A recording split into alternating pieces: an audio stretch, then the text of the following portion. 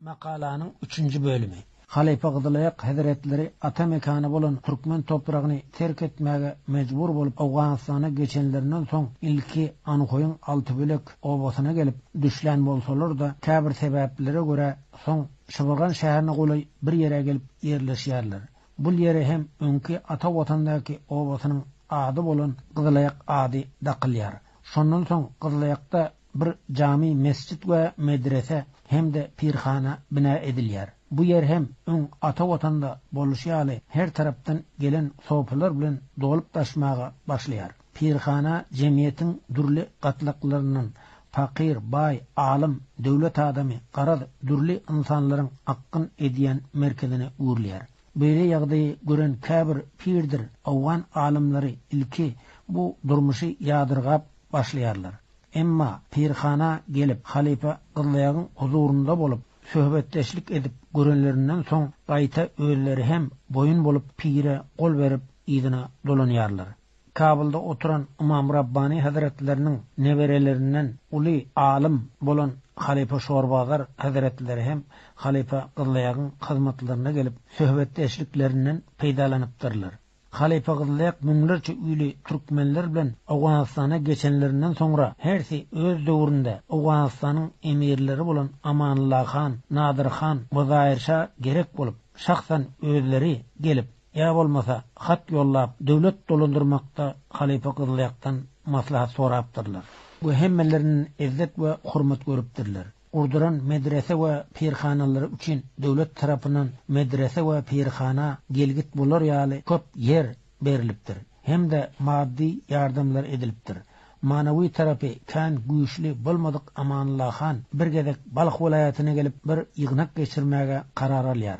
Şol ýygnaga Qızılayak halife hazretlerini hem çagyrýar. Ýöne ýygnakdan owal döwlet adamlaryna, wezir wekillerine Amanullah Han eger Qızılayak halife gelse hiç biriňiz ony hurmatlap ornuňuzdan turmaň diýip berk sargyd edýär. Halife Qızılayak hazretleri ýanlarynda Halife Şorbazar hazretleri bilen bilelikde ýygnak geçirilmeli ýere gelýärler. Olaryň gelenini gören dessine Amanullah Han birden ayaga galyp Qızılayak halifany kızgın garşy alyp gollarynyň öpýär. Amanullah Han çalt ornundan turup garşy alandan soň büýleki döwlet erkanlary we wezir wekilleri hem hayran galyp öň ornuňuzdan galmaň, oturuň diýip paşa tarapyndan berk sargyt edilen hem bolsa emiriň özi Halife Qızılayagy kızgın garşy alyp duran fursatyny görüp ählisi hasyrdaşyp orunlarından turup Halife Qızılayagyň gollarynyň öpüp baş egip taqdim edýärler. Türkistanda Enver Paşanyň ölümünden soň onuň ýardamçysy bolan İbrahim Beg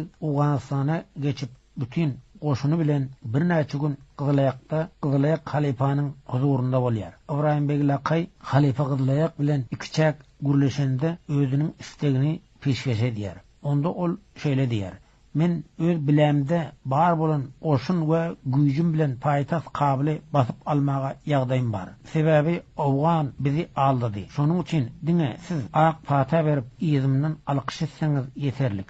Siz bize baş tutan bolsaňyz bolýar diýip haýyş edýär. Şondan soň İbrahim Meglaqy Balyk welaýatyna ugraýar. Ondan soň hem ýaralary bilen Gunduza baryp prip beren Nadir hökümetine garşy söwüşip Awgan hökümetine hopa bandyrýar. Emma ähli zatdan mayus bolan Lakay öz musulman dogunmuz diýip hara isläp gelen İslam ülkesinden hem arka tapman belki Awgan hökümeti onun janyny haridar bolandan soň mecburi ýagdaýda ýene dogduk mekanyna tarap ugraýar. Şol ýerde de kapirin golunda şehit bolýar. Zahir Şah zamanında Halife Qızılayak hazretlerinin gözleri biraz sus bolup görmesi kemelýär. Şonuň sebebinden emletmek üçin Kabula gidýärler. Yol boýunça halklar ol kişini garşy alyp ziyaret edýärler. Kabula barallarında ol kişini Zahir Şah'nyň özi garşy alyp istikbal edýär. Zahir Şah Halife Qızılayagy gören destine ayaga galyp ol kişiniň gollarynyň öpüp şeýle diýär: men sizi öňde bir gezek görüpdim. Men heniden tek paşa bolmandım. Ol wagt atam hem sagdy. Bir gün biz Deri Azar atly dağ jülgesine barıp awlap gördük. Welin haýajanly ýagdaýda men bir keýgin ýygynyň at çaptyryp kuwan pillämde atym bilen özüm birden ol yerdäki çukur guya güplep indim. Şol halda yetiş pirim diyen söz menin dilime bir ihtiyar geldi deyip baştan geçiren vakası barada Zahir Han Halife Baba gurrun veripdir. Zahir Şah şondan soň Halife Kızılaya Hazretlerine üren uli hurmat görkezip ol kişini manavi babam deyip kabul ediyor. Makalanın 3. bölümü. Halife Kızılaya Hazretleri ata mekanı bolan Türkmen toprağını terk etmege mecbur bolup Awganistana geçenlerinden soň ilki Anykoyun Altıbölek obasına gelip düşlen bolsalar da käbir sebeplere göre soň Şybygan şäherine golay bir yere gelip yerleşýärler. Bu yere hem öňki ata watandaky obasynyň ady bolan Kızılayak ady daqylýar. Şondan soň Kızılayakda bir cami, mescit we medrese hem de pirhana bina edilýär. Bu yer hem öň ata watanda boluşýaly her tarapdan gelen sopalar bilen dolup taşmaga başlaýar. Pirhana jemiyetiň dürli gatlaklarynyň fakir, bay, alim, döwlet adamy, garad dürli insanlaryň akkyn edýän merkezine uğurlaýar. Böyle ýagdaýy gören käbir pirdir, awgan alimleri ilki bu durmuşy ýadyrgap başlaýarlar. Emma pirhana gelip Halife Kızılayagyň huzurunda bolup söhbetleşlik edip görenlerinden soň gaýta özleri hem boyun bolup pire gol berip ýygyna dolanýarlar. Kabulda oturan İmam Rabbani Hazretlerinin neberelerinden uli alim bolan Halife Şorbazar Hazretleri hem Halife Kızılayagyň hyzmatlaryna gelip söhbetleşliklerinden peýdalanypdyrlar. Halife Kızılayak müňlerçe üýli türkmenler bilen Awganistana geçenlerinden soňra hersi öz döwründe Awganistanyň emirleri bolan Amanullah Han, Nadir Han, Zahir Şah gerek bolup şahsan özleri gelip ya bolmasa hat yollap döwlet dolandyrmakda Halife Kızılayakdan maslahat sorapdyrlar. Bu hemmelerinin izzet we hurmat görüpdirler. Urduran medrese we pirhanalary üçin döwlet tarapyndan medrese we pirhana gelgit bolar ýaly köp yer berilipdir. Hem de maddi yardımlar edilipdir. Manawi tarapy kan güýçli bolmadyk Amanullah Han bir gezek Balyk welaýatyna gelip bir ýygnak geçirmäge karar alýar. Şol ýygnaga Kızılayak Halife Hazretlerini hem çagyrýar. Ýöne ýygnakdan owal döwlet adamlaryna, wezir wekillerine Amanullah Han eger Kızılayak Halife gelse hiç biriňiz ony hurmatlap ornuňuzdan turmaň diýip berk sargyd edýär. Halife Kızılayak Hazretleri ýanlarynda Halife Şorbazar Hazretleri bilen bilelikde ýygnak geçirilmeli ýere gelýärler. Olaryň gelenini gören dessine Amanullah Han birden ayaga galyp Kızılayak Halifany kızgın garşy alyp gollarynyň öpýär. Amanullah Han çalt ornundan turup garşy alandan soň büýleki döwlet erkanlary we wezir wekilleri hem hayran galyp öň ornuňuzdan galmaň, oturuň diýip padşah tarapyndan berk sargyt edilen hem bolsa emiriň özi Halife Kızılayagy kızgın garşy alyp duran fursatyny görüp ählisi hasyrdaşyp orunlarından turup Halife Kızılayagyň gollarynyň öpüp baş egip taqdim edýärler. Türkistanda Enver Paşanyň ölümünden soň onuň ýardamçysy bolan Ibrahim Beg Awganistana geçip bütün goşuny bilen bir näçe gün Kızılayakda Kızılayak Halifanyň huzurunda bolýar. Ibrahim Beg Lakay Halife Kızılayak bilen ikiçäk gürleşende özüniň istegini peşkeş edýär. Onda ol şeýle diýär: men öz bilemde bar bolan oşun we güýjüm bilen paýtast kabyly basyp almaga ýagdaýym bar. Sebebi Awgan bizi aldydy. Şonuň üçin diňe siz ak pata berip ýyzymdan alkyş etseňiz ýeterlik. Siz bize baş tutan bolsaňyz bolýar diýip haýyş edýär. Şondan soň Ibrahim Meglakay Balyk welaýatyna ugrýar. Ondan soň hem ýaralary bilen Gunduza baryp prip beren Nadir hökümetine garşy söwüşip Awgan hökümetine hopa bandyrýar. Emma ähli zatdan mayus bolan Lakay öz musulman dogunmuz diýip hara islep gelen İslam ülkesinden hem arka tapman belki Awgan hökümeti onun janyny haridar bolandan soň mecburi ýagdaýda ýene dogduk mekanyna tarap ugrayar. Şol ýerde de kapyryň golunda şehit bolýar.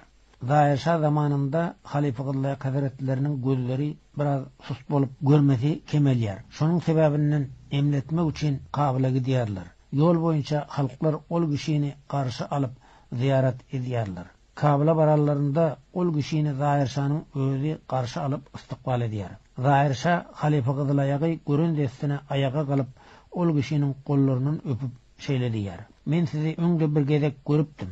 Men heniden tek paşa bolmandım. Ol wagt atam hem sagdy.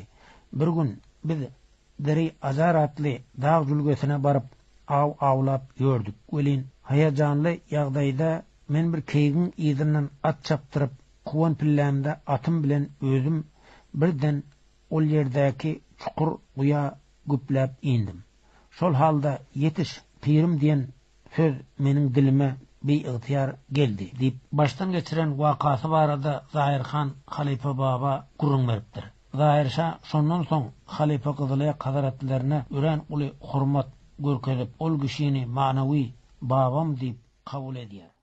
Makalanyň 3-nji bölümi. Halipa Gyzylyak Hazretleri ata mekany bolan Türkmen topragyny terk etmäge mejbur bolup Awganystana geçenlerinden soň ilki Anykoýyň Altybölek obasyna gelip düşlän bolsalar da käbir sebeplere görä soň Şybrgan şäherine golay bir ýere gelip ýerleşýärler. Bu ýere hem öňki ata watandaky obasynyň ady bolan Gyzylyak ady daqylýar. Şondan soň Gyzılyakda bir cami, mescit we medrese hem de pirhana bina edilýär. Bu yer hem öň ata watanda boluşýaly her tarapdan gelen sopalar bilen dolup taşmaga başlaýar. Pirhana jemgyýetiň dürli gatlaklarynyň fakir, bay, alim, döwlet adamy, garaz, dürli insanlaryň akkyn edýän merkezine uğurlaýar. Böyle ýagdaýy gören käbir pirdir, awgan alimleri ilki bu durmuşy ýadyrgap başlaýarlar. Emma pirhana gelip Halipa Gyzylyagyň huzurunda bolup söhbetleşlik edip görenlerinden soň gaýta özleri hem boyun bolup pire gol berip ýygyna dolanýarlar. Kabulda oturan İmam Rabbani Hazretleriniň neberelerinden uly alim bolan Halipa Şorbazar Hazretleri hem Halipa Gyzylyagyň hyzmatlaryna gelip söhbetleşliklerinden peýdalanypdyrlar. Halipa Gyzylyak müňlerçe üýli türkmenler bilen Awganystana geçenlerinden soňra hersi öz döwründe Awganystanyň emirleri bolan Amanullah Han, Nadir Han, Zahirşa gerek bolup şahsan özleri gelip ya bolmasa hat ýollap döwlet dolandyrmakda Halipa Gyzylyakdan maslahat sorapdyrlar. Bu hemmelerinin izzet we hormat görüpdirler. Urduran medrese we pirhanalary üçin döwlet tarapyndan medrese we pirhana gelgit bolar ýaly köp yer berilipdir. Hem de maddi ýardamlar edilipdir.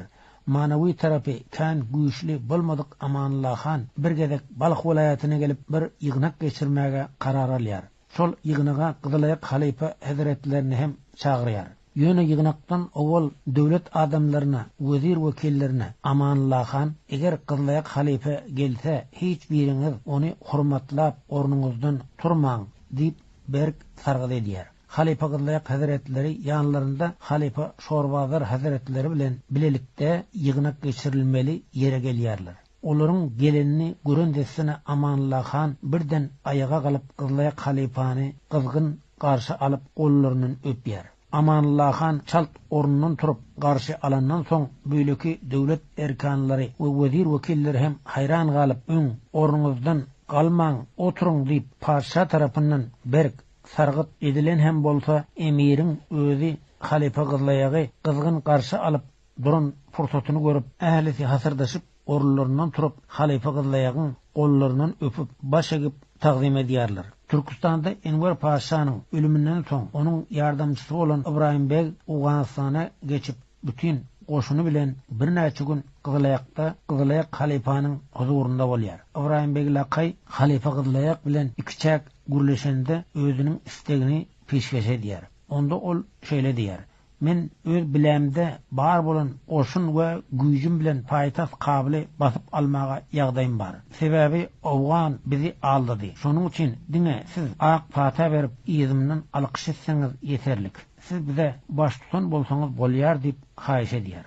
Şondan soň Ibrahim Meglakay Balyk welaýatyna ugraýar. Ondan soň hem ýaralary bilen Gunduza baryp prip beren Nadir hökümetine garşy söwüşip Awgan hökümetine hopa bandyrýar. Emma ähli zatdan mayus bolan Lakay öz musulman dogunmuz diýip hara isläp gelen İslam ülkesinden hem arka tapman, belki Awgan hökümeti onuň janyny haridar bolandan soň mejburi ýagdaýda ýene dogduk mekanyna tarap ugraýar. Şol ýerde de kafirin golunda şehit bolýar. Zaýşa zamanında halife